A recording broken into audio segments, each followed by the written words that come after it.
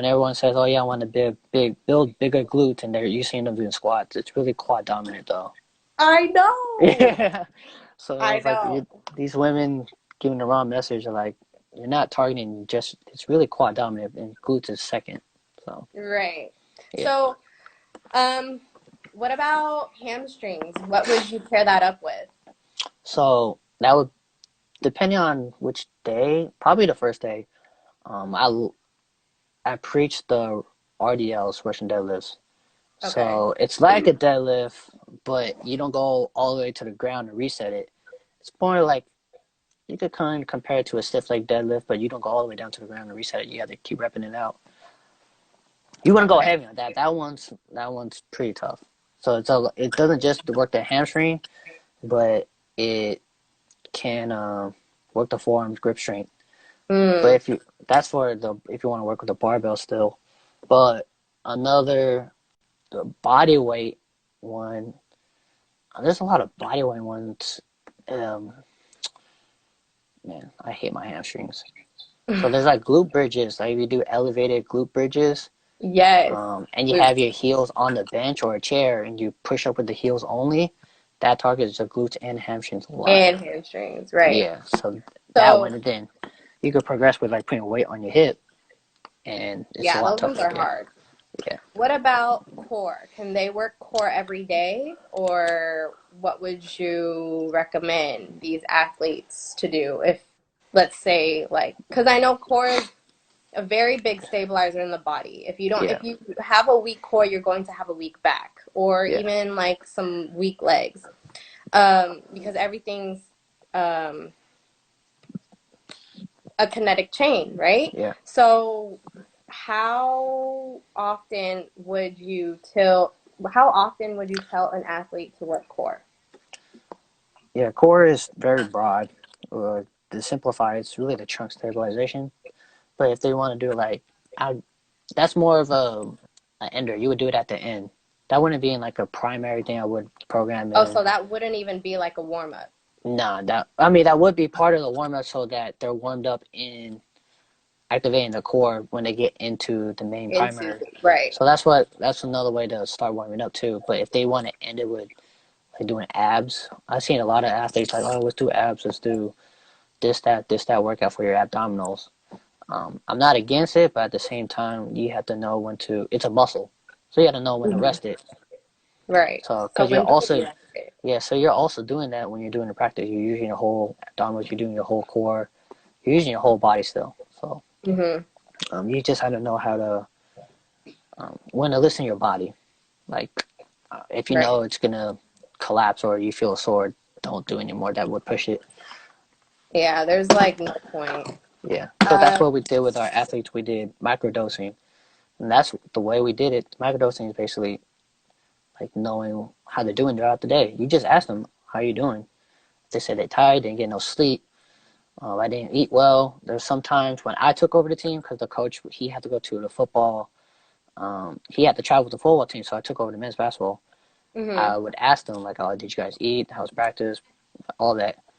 Um, they tell me, I was like, just be honest. Like some of them didn't sleep, some of them did good, some of them ate, some of them didn't. So I would change the percentages on the weights. Like, are you doing this weight? You're not doing that heavy weight because you're not gonna benefit from them because you didn't get enough sleep or you didn't eat.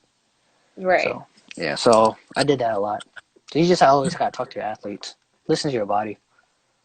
Yeah, exactly. Like, don't push too much Yeah, because it's not gonna benefit, right? no, no, you're gonna just overtrain your body and then it's gonna have negative results. It's just gonna go downhill Right. from there. So that's why we coaches 100. also have to know when to program and when to deload and when to load and deload because you're gonna just overtrain your body.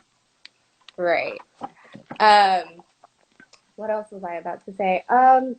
So we talked about breathing, we talked about recovering.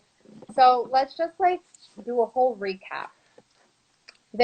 We're all in quarantine, like I said.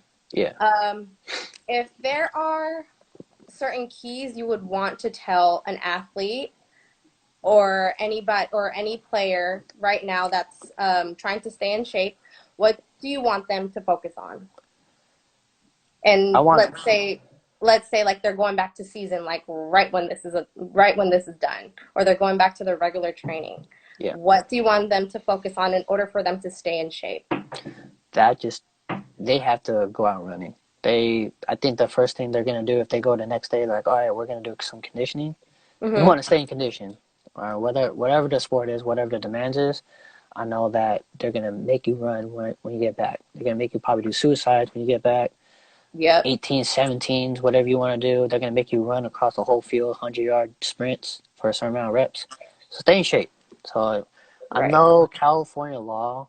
I don't know how it is down there in SoCal, but out here in Bay Area, you can still exercise with no mask on. So Oh. yeah, but I mean, I'm still permanent 6 feet away, but I mean, you can still go out and still train and still stay in shape at go to run around the block, sprint, do some Right. hill sprint. And if you don't want to see anybody, wake up, just be responsible and just wake up at 5, 6 a.m. when no one's awake and just do it when no one's awake. Yeah. So that's what I Nobody wanted to out start doing there. for myself. Like, if I don't want to see nobody, if I want to go to a track field where I just hop the fence and go, um, I had to wake up early because people start doing that. They go around there around lunchtime, like they want to work out and do sprints or whatever they want to do. If you don't want to Yep. see those people, you got to wake up earlier. I mean, you have all Um, the time in the world. You could take a nap later. exactly. Yeah. Another question, what do you think about two-a-days? Of weightlifting and practice, or practice and practice, or weightlifting and weightlifting. Let's say weightlifting, or just Okay. like weightlifting and some type of cardio. Okay. So weightlifting, I would say it depends if you're not doing the same workout again or it's doing the same body parts Mm-hmm. because it still needs time to recover for a lot of protein synthesis, for muscle hypertrophy, or whatever you put it through. So if it was like other body parts, like, oh, I did lower body, I want to do upper body, then cool, just as long as it doesn't interfere with the next day.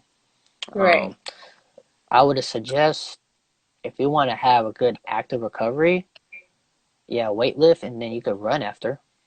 Right.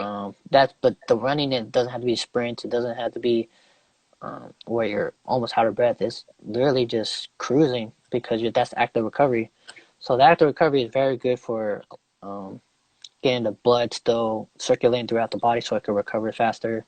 It's a good Mm-hmm. cool down too, right after anything you want to do. So, um, so from weight to weight, it depends if you don't want to put too much stress on the body. I'm not Right. against it. I've seen a lot of players do it, but at the same time, you're at higher risk of getting injured because your muscles just not, they had no time to relax or recover, or just, especially if you don't have a meal. But if you Right. want to do weights and running, then that's cool. But if you Right. want to do sprints, I would do sprints first, then weights. Right. So yeah. So, our last question is, since like you're very knowledgeable about sport, strength and conditioning, I have an athlete that's asking if you offer any online programs. I want to work on getting stronger during the summer. So we could probably like close off in that. Are you are you just working with the teams that you're working with? Do you have private clients? So right now, I can't disclose. Like I was disclosed I was getting hired somewhere, but Mm-hmm. can't say it. But before that, because COVID-19 messed everything up, so I was like, "Fuck, All when am right. I getting hired?" But before that, I was um, sending out programs to certain athletes of what the goal was. During the off season, I was doing online stuff. I would have to program it. The thing about that is, um, I'm a hands-on guy. Like I gotta see if you're doing it right, I so you're not gonna agree. get injured. Yeah, I know Hmm. there's online programs out there left and right, Yeah. but if you're like a novice, like don't know what to do, then I would suggest you need to wait till like you know how to do a squat, hinge, or lunge, or by Right. like Right. good coaching cues. But if you've been weightlifting before, then yeah, I definitely know. I would send them the program because the people I was working with, they weightlifted before. So I was like, how many years? So like this many years. What sport you played? This sport. Most of them were combat sports. Like one did Muay Thai kickboxing, one did wrestling. So I made programs for them, and they did weightlift for a couple years, but they always had goals. So I Right, definitely do it online, but I had to do a screening first. Like, right. what's your what's your experience? Because that's really important what their experience is. Experience If and they're not background. experienced, then you have to be there in person so I could see if you're doing it wrong, correct you, and all Mm-hmm. that. Nice. So, okay, sorry, last question. I told you we are going to talk about this. Yeah. Um, I have this relative that wants to gain more muscle. Yeah. Um, he's like a teenager, not really an athlete. So, would you recommend them? You'd recommend them to focus on form first, correct? As Hmm. opposed to heavy lifting right away. Yeah. So do you start with baby steps of Right. um, you might not even be able to touch a barbell yet if I don't ever put anybody under a barbell if they can't do any like the easy bodyweight stuff or Mhm. correcting the squat, make sure they're balanced, their knees Form, don't right. go over, they're not off balance. The push up, especially for men or women, the push ups is very critical. I mean, we all know the upper body for women by Hmm. their anatomy, physiology, they can be a little weaker, but as long Hmm. as their form is correct, right? A lot of times their elbows are to the side, and that puts Hmm. a lot of stress on the shoulder joint. And Right. a lot of times when someone dumbbell bench like this upper body, I mean, an upper dumbbell bench, he actually dislocated his shoulder. So even correcting See, the it's elbow too joint, risky. yeah. Yeah. So start with baby steps like dumbbells, Right. kettlebells. Nothing under a dumbbell yet. I mean barbell yet. And So when then did you gradually, start lifting? um, Let's just close this. damn, I started lifting when I was done with basketball. I was like, man, what's there new for me? Like, dude, I almost dropped out of school. I was sick of it. Like, fuck, I have no motivation. Like, my motivation was just to make grades and play. But then after that, I was like, damn, what's life about? So right after that, I got a 24-hour fitness membership, and then I started going with my friends, my best So friends. this Like, was in college. yeah, this shit was still in college. I'm Wow. 30, and this was probably like 10 years ago, 9 years Jeez, ago. bro. But I didn't know what I was doing. So I didn't know how to program. I didn't know how to bend. That's why I we just, need more people like you. yeah. So this field is very underrated, and I have to It admit it, is. it's very underpaid. Um, the hours strength coaches put in, even trainers, Mm-hmm. it doesn't reflect on how much they get paid. Yeah. Trainers and coaches put in 12 plus hours a day. I know I did as an intern, and the pay they get is far less than other jobs out there. So I'm like, man, That's crazy. and every day, every coach is always reading. They're always watching webinars or seminars.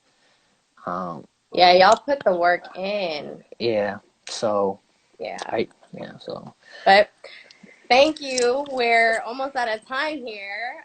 yeah, I'm gonna have this on YouTube, and I'm gonna jot down all the notes that I could like send to the athletes that I know. But we should do this again next time, probably like yeah. I'm down. an in season. Yeah.